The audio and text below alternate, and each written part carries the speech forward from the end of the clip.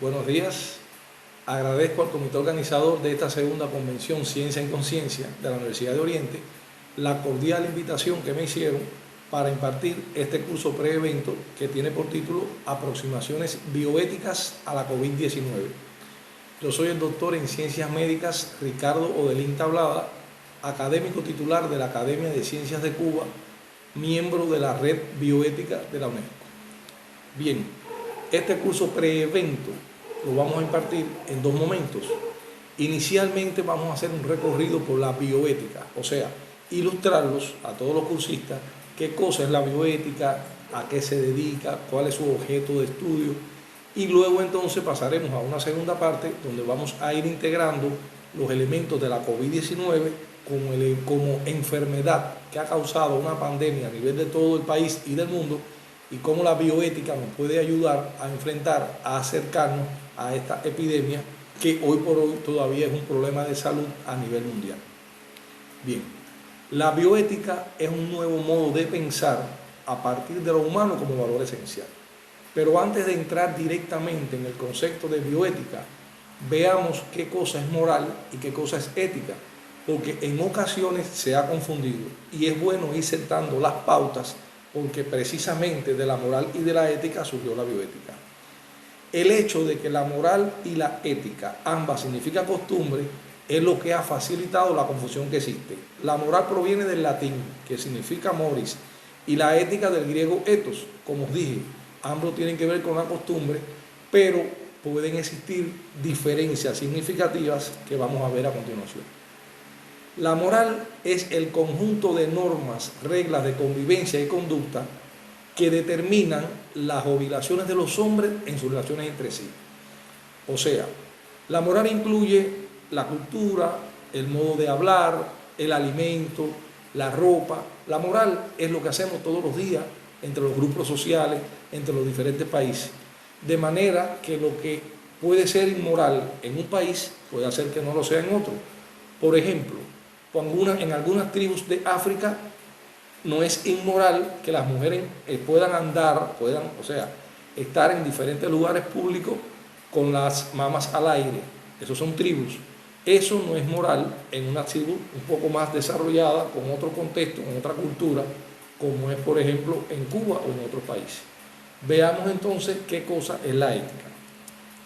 La ética es el estudio filosófico de los fundamentos de la conducta humana, la moral y las obligaciones del hombre. O sea, la ética orienta, codifica, norma la manera de plantearse la moral. Podemos decir que la moral es lo que hacemos todos los días en la práctica y la ética, la parte de la filosofía, es la academia encargada de la moral.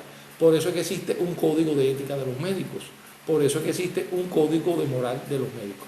Ambas, tanto la ética como la moral, se ocupan de discernir, de orientar entre lo que es correcto e incorrecto, entre lo que es lo bueno y lo malo. O sea, que son herramientas que se pueden usar en la vida práctica, en la vida laboral, en la vida social.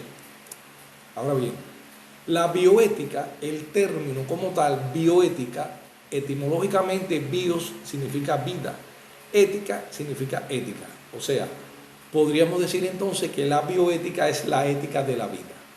La primera vez que se usó el término de bioética fue en el año 1971. Un oncólogo norteamericano de la Universidad de Wisconsin publicó un texto que llamó Bioética, un puente hacia el futuro. Este oncólogo, este médico, estaba preocupado por el desarrollo científico que había crecido a gran velocidad y podía en alguna medida afectar al hombre, la dignidad del hombre. Él decía, no se trata de limitar la investigación científica y el desarrollo, se trata de orientarlo por un camino correcto. Pero ese mismo año, es decir, en 1971, surge el Instituto Joseph y Rose Kennedy para el estudio de la reproducción humana y la bioética, fundado por un ginecobstetra holandés, André Hellinger. De ahí que hoy por hoy se discute quién tiene la primacía en esta disciplina que es la bioética.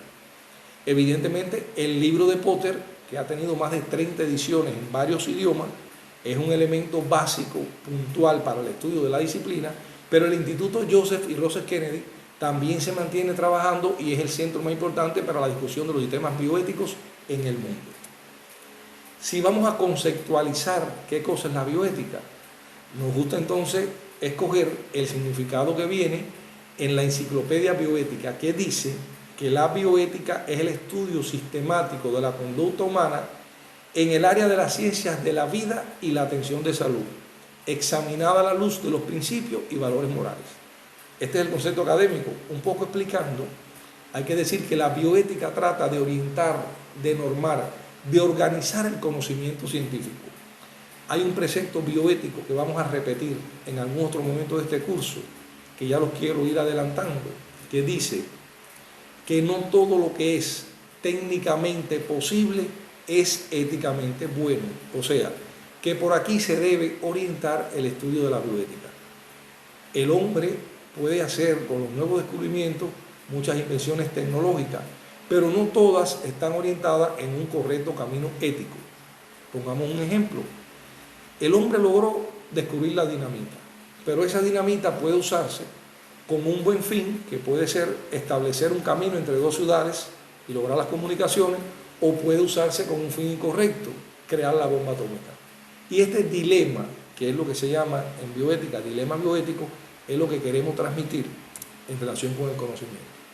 La bioética tiene como objeto el comportamiento humano ante los avances tecnocientíficos. O sea, ya el hombre tiene la tecnología en la mano, ¿hacia dónde va?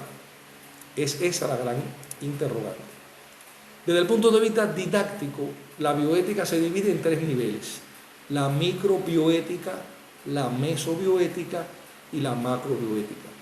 En cada uno de estos niveles se inscriben una serie de elementos, una serie de disciplinas, y vamos a empezar ya a establecer relaciones con la pandemia de la COVID. En la microbioética aparece la ética médica y la relación médico-paciente. Evidentemente, en la epidemia de la COVID-19 hay una relación médico-paciente constantemente. La mesobioética, por su parte, se ocupa de algunos procederes o técnicas que tienen que ver mucho con la biomedicina, como el aborto, la eutanasia, la muerte encefálica, la clonación, pero en esta parte de la mesobioética están las investigaciones científicas. Evidentemente, durante toda la pandemia de la COVID, el mundo entero ha desarrollado una serie de investigaciones científicas, por lo que ahí también está la bioética. Y la macrobioética tiene que ver con los sistemas de salud y la distribución de recursos. La distribución de recursos quiere decir que debe darse a cada uno lo suyo, y eso es bioética. Sabemos que la práctica que se ha hecho en algunos países del mundo con el asunto de la bioética no es correcto, y no se le ha dado todos los recursos a todos los pacientes que lo requieren. La bioética ha definido lo que se llama el perfil del bioeticista, que tiene elementos puntuales como son la actitud de apertura. ¿Qué es un bioeticista? Es un científico de cualquier disciplina, o sea, es un médico, es un arquitecto, es un agrónomo, es un profesor, que incorpora en su quehacer, en su práctica diaria, estos elementos. La actitud de apertura, la voluntad del diálogo, o sea, la capacidad de saber hablar y escuchar, y no de monologar, como hacemos muchas veces, sin permitir que el interlocutor participe. El equipo multidisciplinario. No es posible la atención de la pandemia de COVID si no hay un equipo multidisciplinario. La pandemia de COVID no puede ser solamente el sistema de salud. Tiene que intervenir la población, tienen que intervenir los organismos, tienen que intervenir las autoridades, o sea, todo un conjunto que permitan orientar medidas para eliminar un elemento que está afectando a pueblos, a comunidades, a países. El perfil del bioeticista también señala que debe haber un estudio sistemático. ¿Y a qué llamamos estudio sistemático? Que en cada uno de los especialistas que participan en una disciplina deben mantener un constante análisis, una constante revisión, una constante búsqueda de aquellos elementos científicos académicos que le permitan un correcto actuar. Pero tiene que haber también una ética de la responsabilidad. O sea, no se trata de investigar por investigar, no se trata de investigar por alcanzar un grado científico. Se trata de tener una responsabilidad y de investigar para resolver un determinado problema científico que existe en la sociedad, que a su vez va a dar lugar a la resolución de un problema de salud, de un problema social, y todo eso está implicado en la bioética. Y tiene que haber también un constante recomienzo de los análisis. ¿Qué queremos decir con esto? Queremos decir que en ocasiones usted diseña un ensayo clínico que tiene 4 fases, y cuando usted llega a la segunda o a la tercera fase, se da cuenta que los resultados no están siendo adecuados a lo que se proyectó, y por tanto se debe recomenzar y analizar por otro camino. Yo creo que esos son principios básicos que todo científico debe actuar en su práctica diaria, tanto si está enfrentando a una epidemia como la COVID, como si se enfrenta a cualquier otro problema que tenga que ver con la ciencia. Volviendo a la epidemia de la pandemia, y ya estableciendo en lo que hemos dicho que era la microbioética, la relación médico-paciente, vamos a ver que la relación médico-paciente se ha clasificado, es una clasificación en 3 tipos.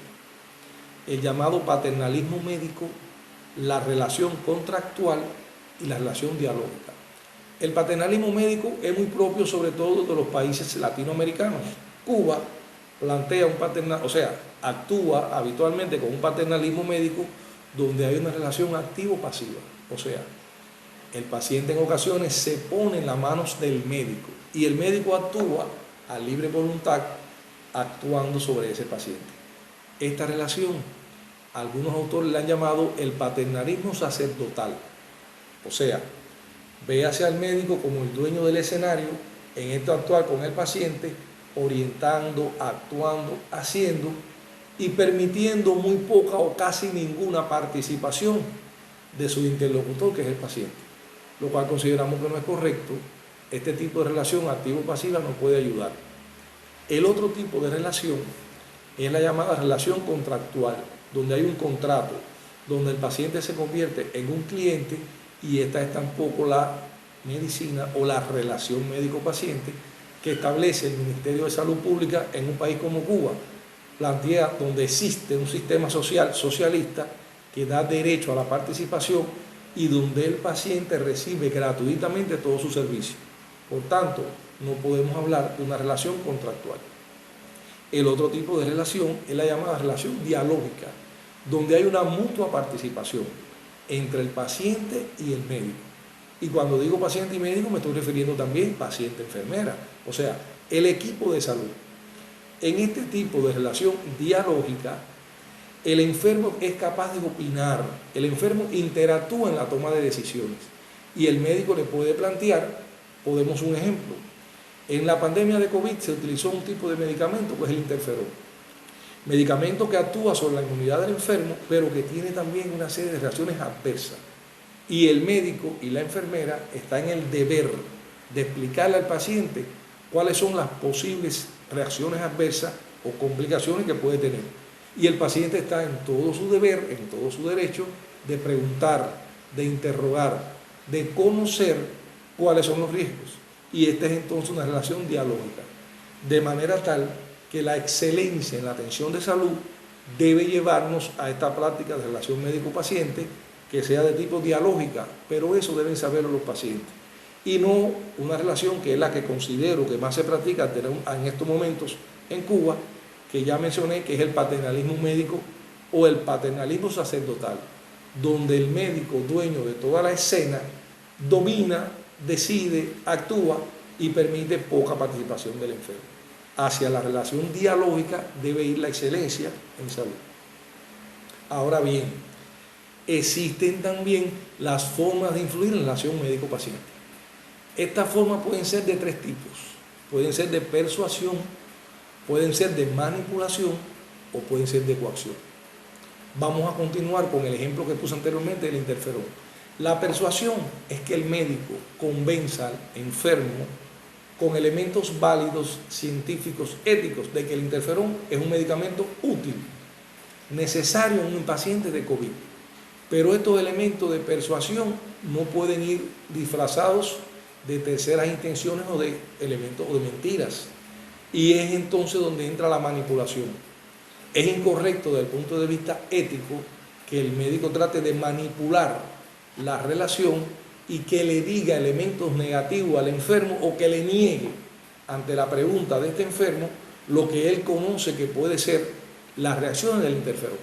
Por tanto, la manipulación desde el punto de vista ético es incorrecto. Como es todavía incorrecto o más incorrecto, la coacción, que es también una forma de influir en la relación médico-paciente.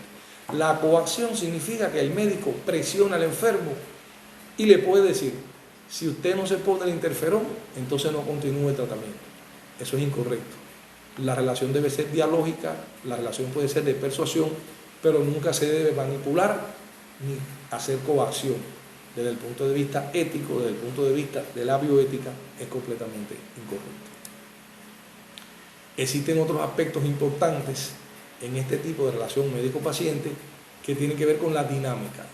La dinámica se refiere a establecer un equilibrio en la relación de participación, de opinión, de ir hacia el objetivo que es la sanación del enfermo, pero con la mirada de ese enfermo acompañando al médico, no con todos los preceptos y decisiones de un médico. Hay que hablar de la entrevista. La entrevista tiene que ser a manera de diálogo. Tiene que el enfermo plantear sus inquietudes, sus preocupaciones, y el médico está en el deber de, con un lenguaje adecuado al nivel de ese enfermo, poderle decir, orientar cuáles son los elementos que lo pueden ayudar en su participación. Existe también la importancia de la comunicación. Importante, comunicar no es informar. Comunicar significa entender entre las partes. Hay que decir también que en la relación médico-paciente existen otros elementos como son los acompañantes, que en el caso de la epidemia de COVID cobra un rol fundamental. ¿Por qué? Porque los enfermos de COVID están aislados. Entonces hay que establecer una relación con los acompañantes donde no están cerca del enfermo. Y al enfermo, en la relación cubana, le es muy útil, le es muy necesario, y la costumbre es que su acompañante lo acompañe, como dice el nombre, constantemente. Pero para la COVID esto se convierte en una dificultad. ¿Por qué? Porque estamos hablando de una enfermedad contagiosa donde el acompañante no puede estar cerca del enfermo. Precisamente uno de los pilares del tratamiento es el aislamiento.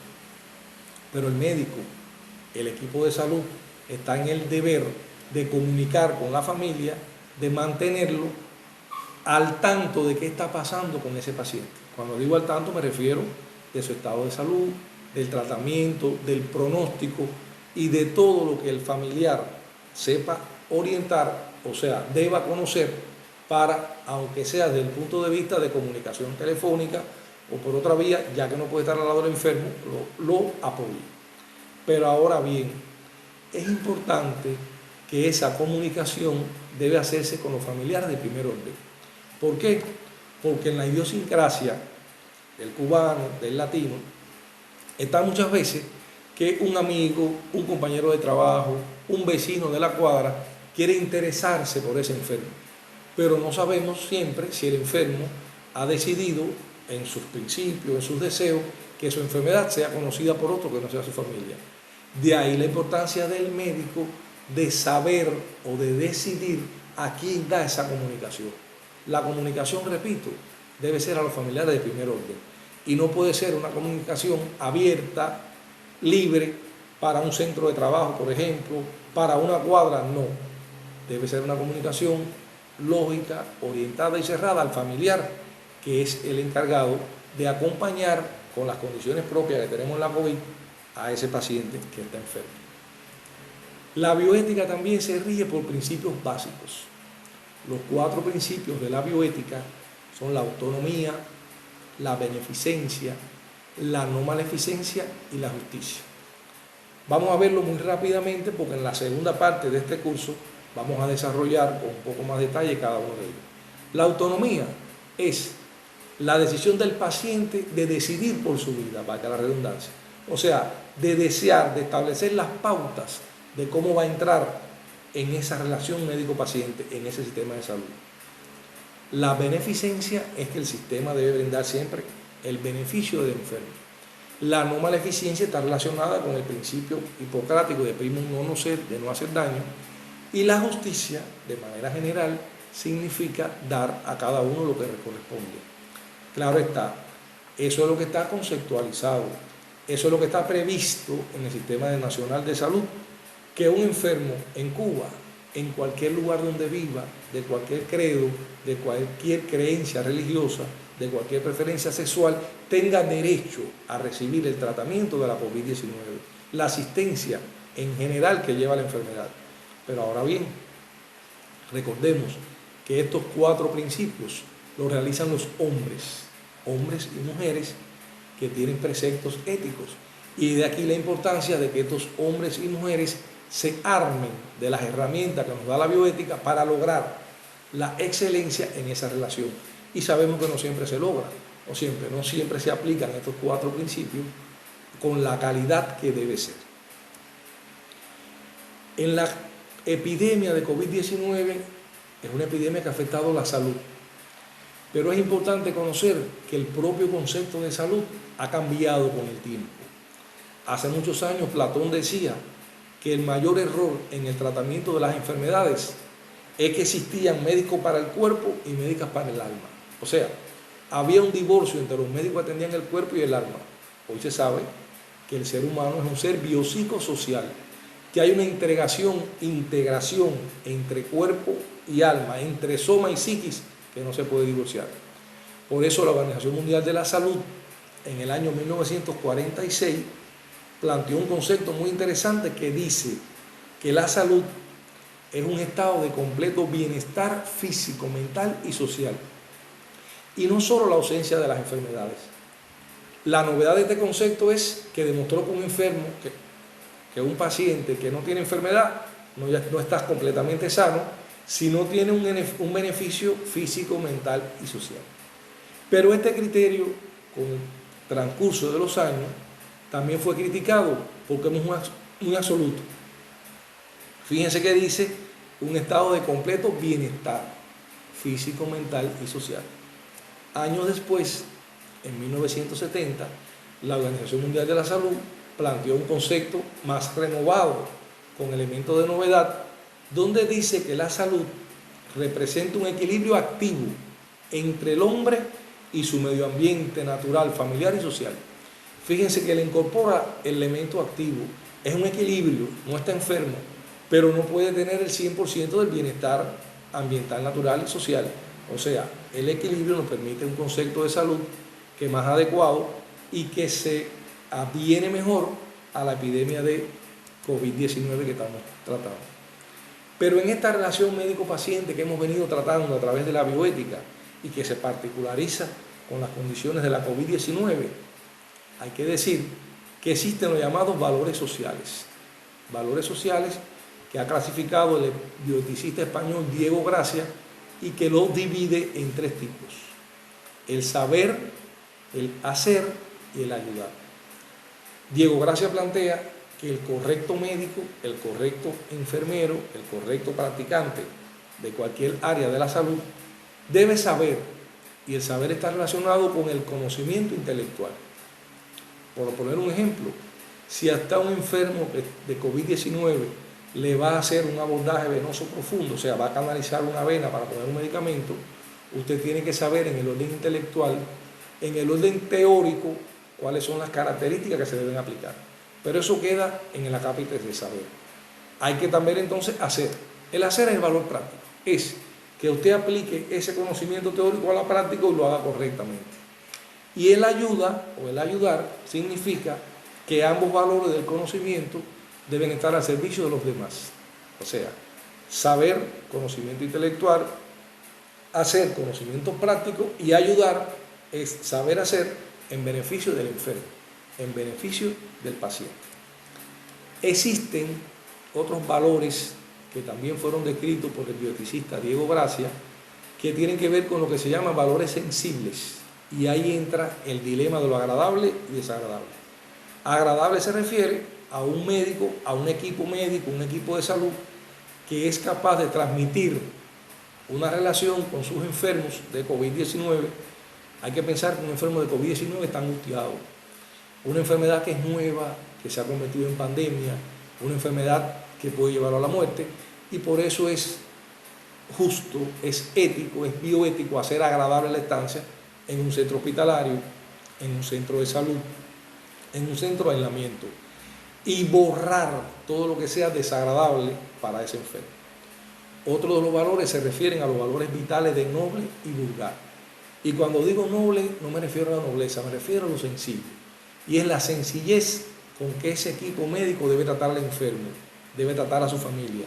Y desterrar todo rasgo de vulgaridad, chabaganería. Y los valores espirituales están relacionados con la estética, con lo bello, con lo agradable, con lo útil a la vista. Nos estamos refiriendo a todo. La estética va desde un enfermo que llega al centro de salud donde lo van a ingresar y aprecia la organización del local y aprecia algo tan sencillo como el adecuado tendido de una cama. Eso es agradable. O puede ir más allá desde un cirujano que tiene que operar a un enfermo y le hace una herida que sea lo más estéticamente posible siempre que se pueda. O sea, no perder lo que se puede llamar la cultura del detalle es también un valor que tiene que ver con la estética y que ayuda al bienestar humano, al bienestar social a un enfermo que ya por el hecho de estar enfermo se convierte en un ser desvalido, necesitado, o sea, aprendiz necesario de ayudarlo. Visto hasta aquí, en esta primera parte hemos visto que la bioética es un nuevo modo de pensar a partir de lo humano como valor esencial. O sea, se trata de colocar al ser humano por el solo hecho de ser un ser humano y de defender su dignidad por encima de todo. De manera que si lo relacionamos con la bioética, el ser humano por el hecho de estar enfermo y por estar enfermo de una enfermedad nueva, desconocida, preocupante, merece todo respeto y toda dignidad. Hasta aquí, en esta primera parte del curso, hemos tratado de transmitir a los cursistas lo relacionado con la bioética como una nueva disciplina, su objeto, sus diferentes niveles de micro, mesobioética y macrobioética y la relación médico-paciente, los diferentes tipos. Vamos a pasar ahora a una segunda parte donde nos vamos a referir de manera más directa a todo lo que tiene que ver con la epidemia de la COVID-19. Hay que decir que la COVID-19 es una enfermedad nueva. Se sabe que es de origen viral y que se vio por primera vez a fines del año 2019 en China, exactamente en la provincia de Hubei, en la ciudad de Wuhan. Afectó masivamente a la población y ocasionó en breve tiempo una epidemia que se ha extendido por el resto del mundo, convirtiéndose en pandemia. La epidemia, compañeros, es una enfermedad que afecta a varias poblaciones de una ciudad, de un país. Y la pandemia es cuando esta enfermedad afecta a varios continentes, que es precisamente lo que está pasando con la COVID-19. Este brote de la enfermedad comenzó en un mercado local de productos del mar. Por tratarse de una enfermedad que ha movilizado a naciones enteras, sus consecuencias para la sociedad, evidentemente, son necesarias estudiarlas, seguirlas, buscarles herramientas como esta de la bioética.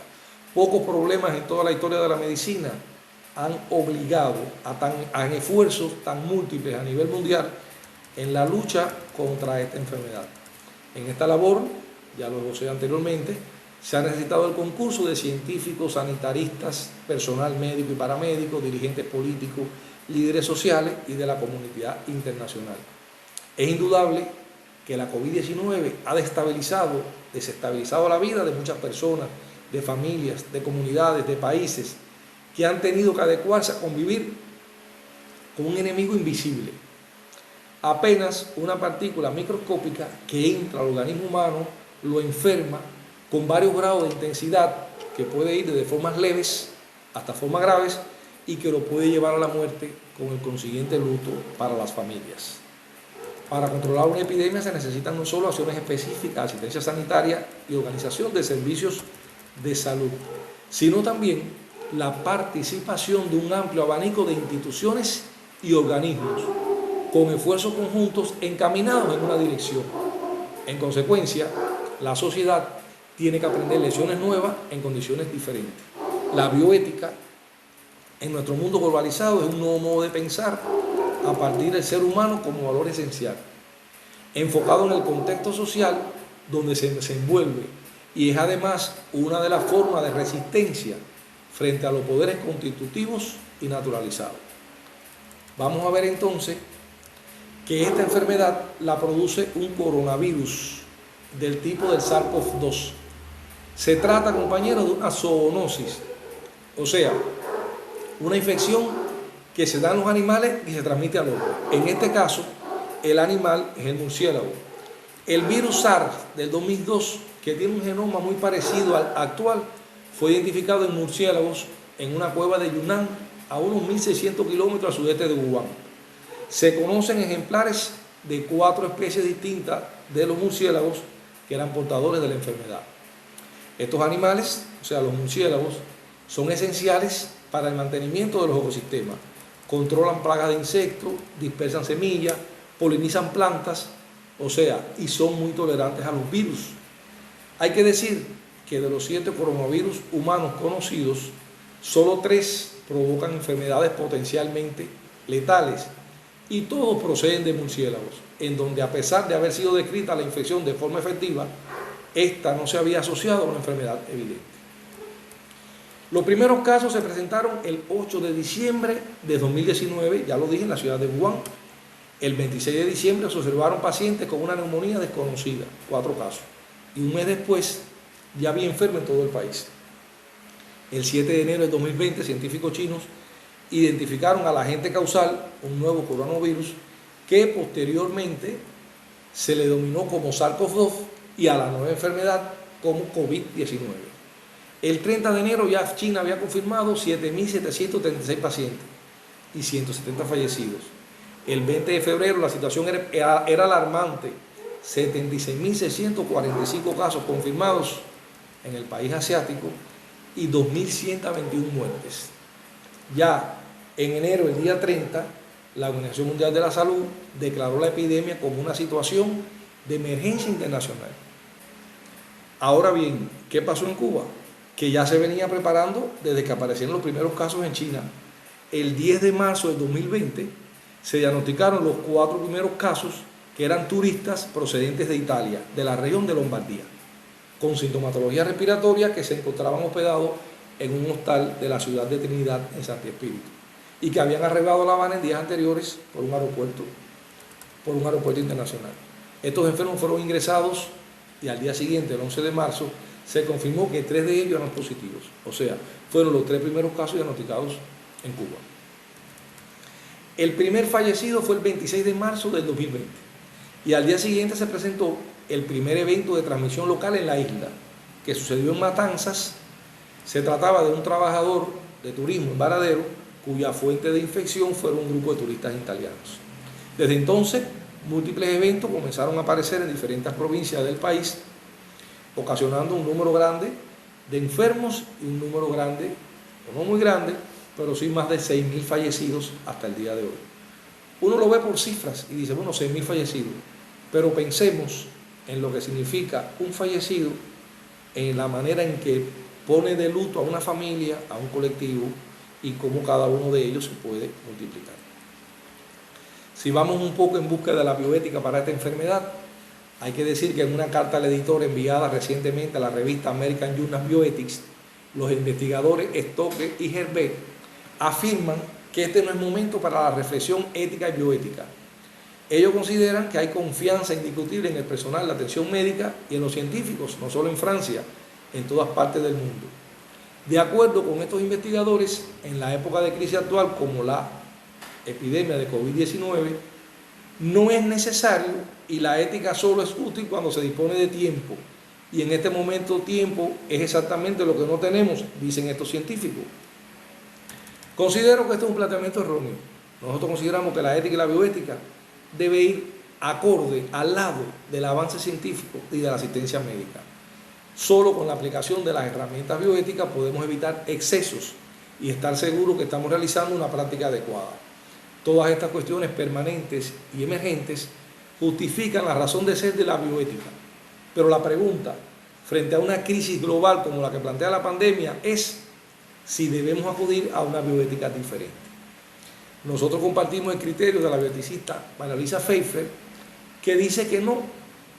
La respuesta actual y su fundamento es precisamente la bioética.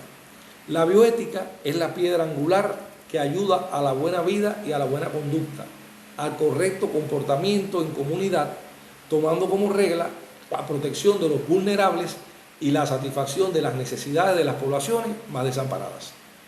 Se trata de una disciplina que crea las condiciones para aprender a juzgar bien, lo cual es muy necesario en todos los procesos que, como la pandemia de COVID-19, se desarrollan en un escenario social. La bioética, compañero, es la ética que surge para los tiempos actuales. Está activa en las comunidades. Hay que llevarla a cada una de las poblaciones, a los centros. Solo se considera si se vive y solo se vive si se educa con ella y para ella. Por eso es un saber que reclama emerger en toda la comunidad.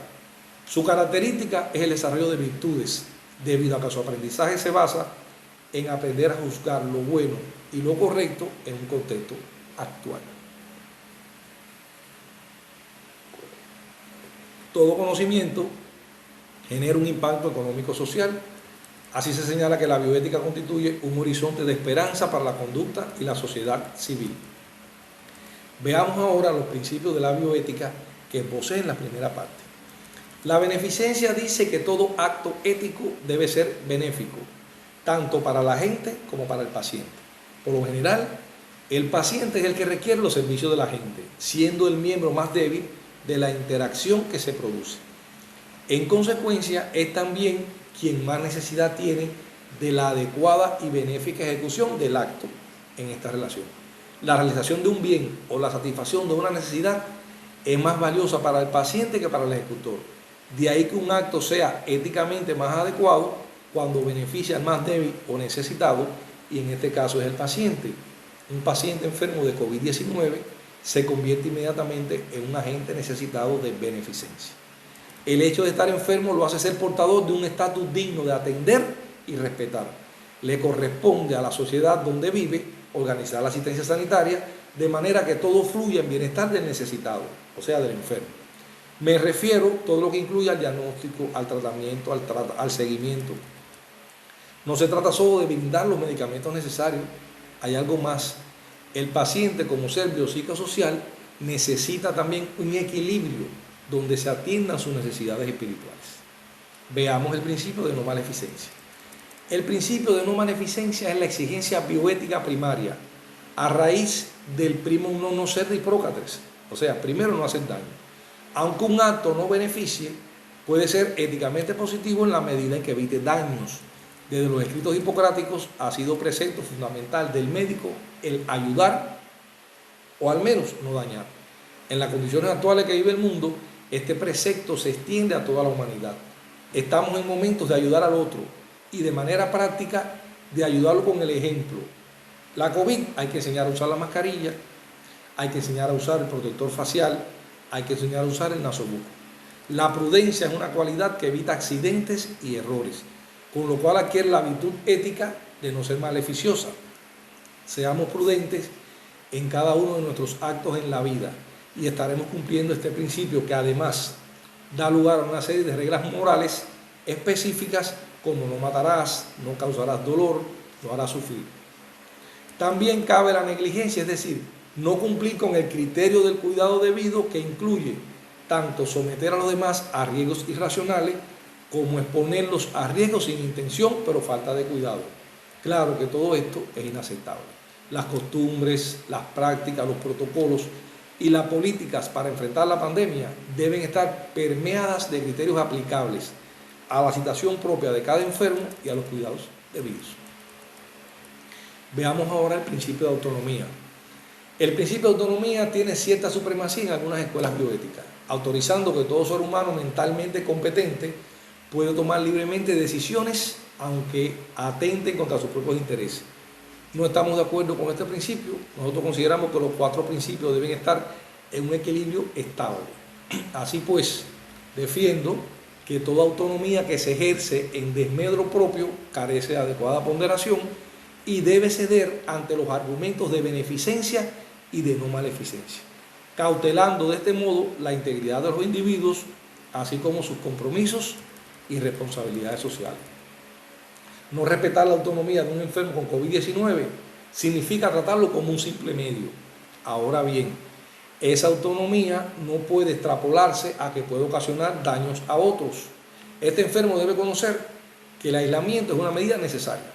Por tanto, él no puede abandonar un aislamiento y ponerse en contacto con otros enfermos o con otras personas, pues esto significa la posibilidad de infectar a otros, acto que éticamente no es bueno, por lo que en estas circunstancias no se puede permitir que el afectado por COVID-19 abandone su aislamiento.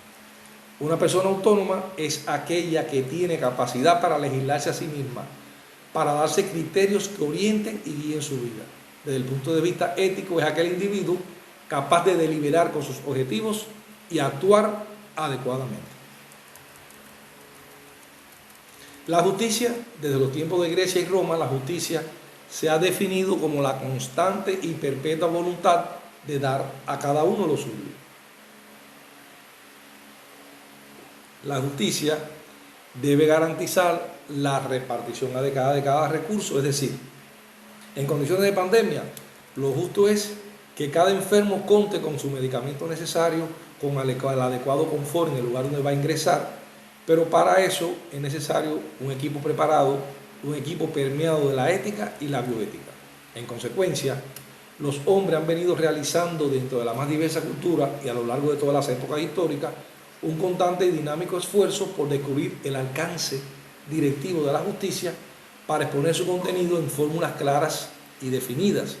En el campo de la organización social, la justicia debe regirse por el principio de la igualdad proporcional, con el fin de compensar las diferencias o desigualdades en que están situadas las personas por lo que respecta a la posibilidad de participación. Aplicar justicia significa que no hay criterios de elegibilidad para el tratamiento.